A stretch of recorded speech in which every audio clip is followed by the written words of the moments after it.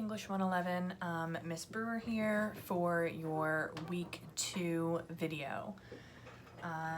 In Moodle, and I like for you to join me in Moodle, so if you want to pause me right now and go ahead and log into your Moodle or go back and make sure you have Moodle open and this video open in a separate window, go ahead and do that really quickly. Scrolling down to week 2, and we are in getting into our autobiographical essay and learning a little bit about MLA format basics. Okay, so the basics of MLA format. So this week, you guys have a journal due on Sunday, and you have an autobiographical essay due on Sunday as well, okay? And I'm gonna go over those expectations.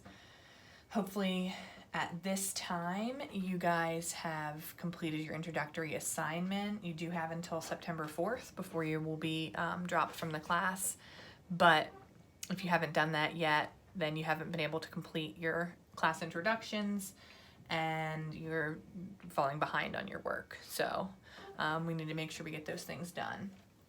Okay, so last week you guys read the excerpt To Be Young, Gifted, and Black from Lorraine Hansberry. Those are just some snippets and some excerpts from her autobiographical essay, or essay on herself, where she talks about her life growing up. We have pieced together here little snippets of that to show a link between her living as a young African-American woman and how that has affected her, and how that kind of, came from her experiences as a child. So hopefully you read that last week. This week, you guys are going to be creating your own essay. And that essay will be written in MLA format. So my steps that I suggest you do so that you can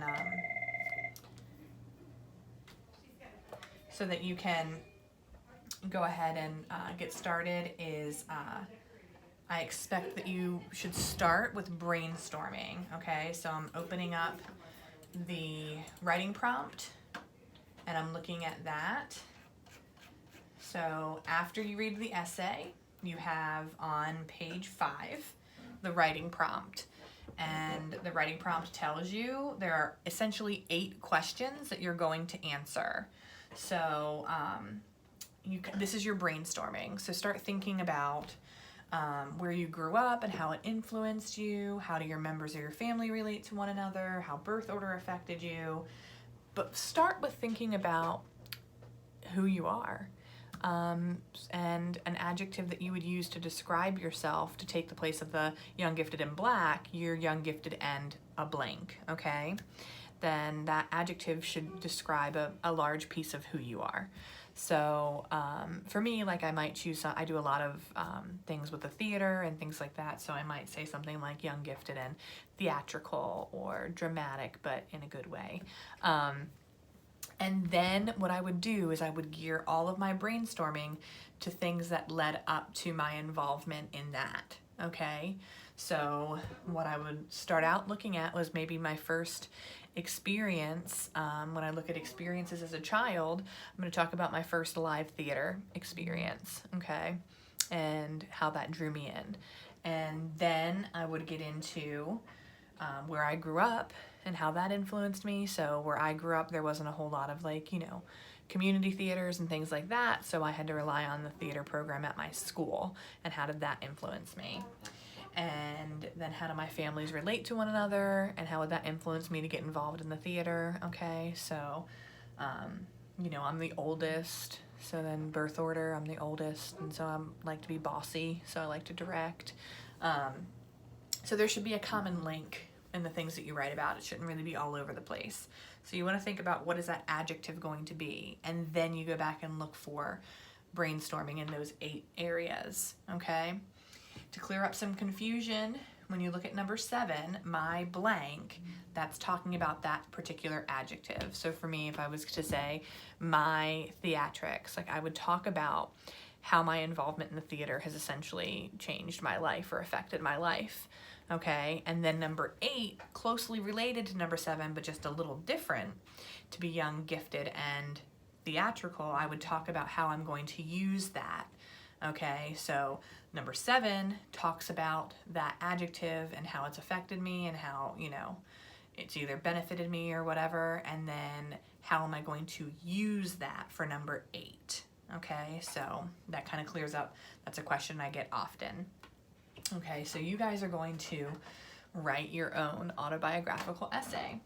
You will not be writing it, it says in the style of Hansberry. What that means is you're going to use hers for inspiration. So you're going to build up to your adjective by talking about the same things that she talks about in her essay. You will not format it the same way. You will format your essay in a MLA format. So my expectations for MLA format, I'm going back into our Moodle course. I'm going to this week. You open up the MLA review. This is what I expect. I expect your paper to be in MLA format. That's 1-inch margins all the way around, Times New Roman 12-point font. It should be double spaced. There should be an MLA heading. The MLA heading goes in the top left of the paper, okay, which is different than the MLA header. For that, you use your header function in Microsoft, insert header. So it'll be kind of grayed out, and that'll come on every single page. And you go to insert page number, so you can insert your page number, and then your last name goes up there as well. Do make sure that you change the font to Times New Roman 12-point font for both the paper and in your header. Both your name and your page number need to be changed to Times New Roman 12-point font. And that's your MLA basics, okay? So I'm gonna insert in here. Next week you guys will have, or actually in this week you guys are gonna have an MLA basics quiz. That's not super difficult, but I want you to complete that, and it's gonna ask you about spacing, margins. It's gonna ask you about font size and style.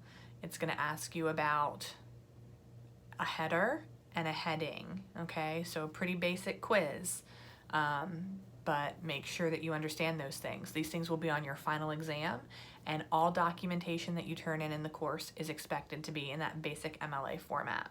So that's really important. So that's what you're working on this week. You're working on your essay, and also you have a journal assignment due and your MLA quiz. So you have 3 assignments due this week. I would start with the MLA quiz, get that knocked out, then get into your journal assignment, and then I would make sure that you do your brainstorming before you write your essay. You also have access to Grammarly, so if you want to submit your essay to Grammarly and edit it for grammar and basics before you turn it in, never a bad idea. This first essay is a diagnostic essay, which means it's not going to be, there's no rubric, I'm not going to tear it apart. I'm essentially looking for 2 things. I'm looking for you understanding basic MLA format, and I'm looking for kind of a diagnostic look at your writing. So as long as you're answering the prompt and you are formatting your essay in MLA format, then you should do pretty well on it, okay? Any questions that you guys have, you can feel free to shoot me an email, and I will address that as quickly as I can. And I wish you the best this week, and stay safe with whatever weather might be coming our way. And I will check in with you guys next week. Have a good week.